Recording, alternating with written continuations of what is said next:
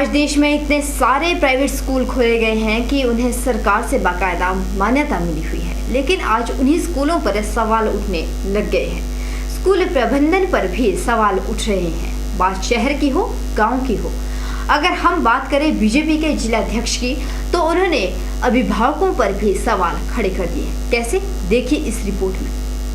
और जहां स्कूलों का संचालन शुरू हुआ है, जब संचालन शुरू हुआ तो उसके बाद यदि उसमें हम देखें कि उसमें बैठने की व्यवस्था है, उसमें बच्चों को ले जाने की व्यवस्था है, तो सारी व्यवस्थाओं को यदि हम गहराई से देखें तो वो बिल्कुल हम बच्चों से, खासकर बच्चों से हम जो है वो बहुत बड़ा अन्याय कर रहे हैं।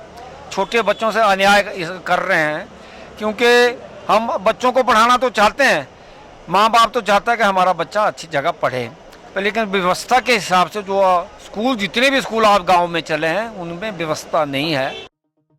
तो सुना आपने क्या कह रहे हैं जवाहर ठाकुर। जवाहर ठाकुर के मुताबिक माँ बाप अपने बच्चों के साथ ज्यादती कर रहे हैं।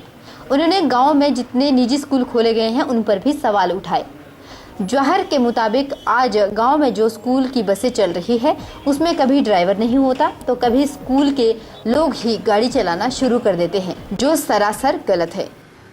आने जाने के लिए वहाँ गाड़ियाँ जो प्रोवाइड की गई है उसमें कभी ड्राइवर सही नहीं मिल रहा है, कभी किसी को पकड़ा जाता है, कभी किसी को पकड़ा जाता है, कभी हो सकता है कुछ जो स्कूल के संचालन करने वाले व्यक्ति है, स्कूल का संचालन जो कर रहे हैं वो व्यक्तिगत तौर पे जो गाड़ी चलाना जानता है वही चला लेते हैं। तो ये कारण रहते हैं कि ये आज जो होड़ तो हैं, लेकिन इसके पीछे कोई इतना ऐसा वो सरकारी तौर पे नियंत्रण है, चाहे वो आने जाने की व्यवस्था की बात है, चाहे वो स्कूल में उसके एजुकेशन के बारे में वहाँ का आधारभूत ढांचा कैसा है, उस पर कभी इस पे गहराई पे कोई नहीं जा रहा है।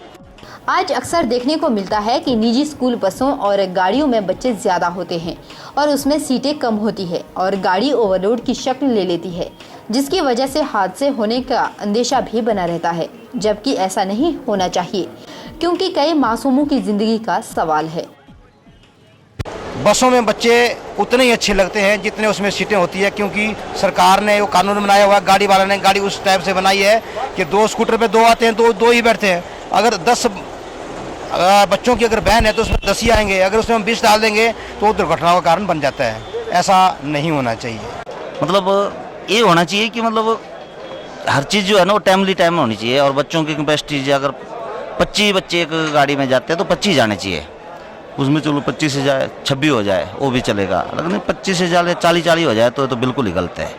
तो सरकार को इसके ऊपर खुद ही सोचना चाहिए कि मतलब ऐसा नहीं है कि ऐसे कानून की खिल्ली उड़ाने वालों को सरकार या फिर हमारा कानून बख्शता है, नहीं, बल्कि कानून का भी प्रावधान है, लेकिन कानून भी वहां पर कार्रवाई कर सकता है जहां पर स्कूल प्रबंधकों की शिकायत की जाती है, जहां पर पुलिस स्कूल बसों का निरीक्षण करती है, लेकिन वहां पर पुलिस प्रशासन, जिला प्रशासन कुछ नहीं कर सकते जहां तक प्रशासन पहुंच ही ना सके। अब ऐसा है कि प्रशासन हर जगह, प्रशासन तो जब कहीं अचानक कहीं या तो शिकायत हुई हो या तो प्रशासन को नजर आए तब तो बात ठीक है। जहाँ जाता कोई नहीं प्रशासन का, जहाँ नामो निशान ही नहीं है, तो वो प्रशासन ने क्या करना, प्रशासन भी क्या करे। लेकिन जहाँ हम कर ही रहे हैं ऐसा, ऐसी गलत बात कर ही रहे हैं, तो उसमें कोई, इसमें सभी लोग जो है वो दोषी है।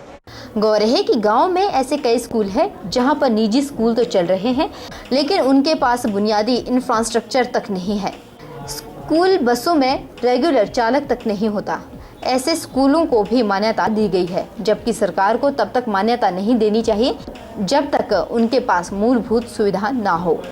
के चैनल के लिए विजय के साथ ब्यूरो रिपोर्ट।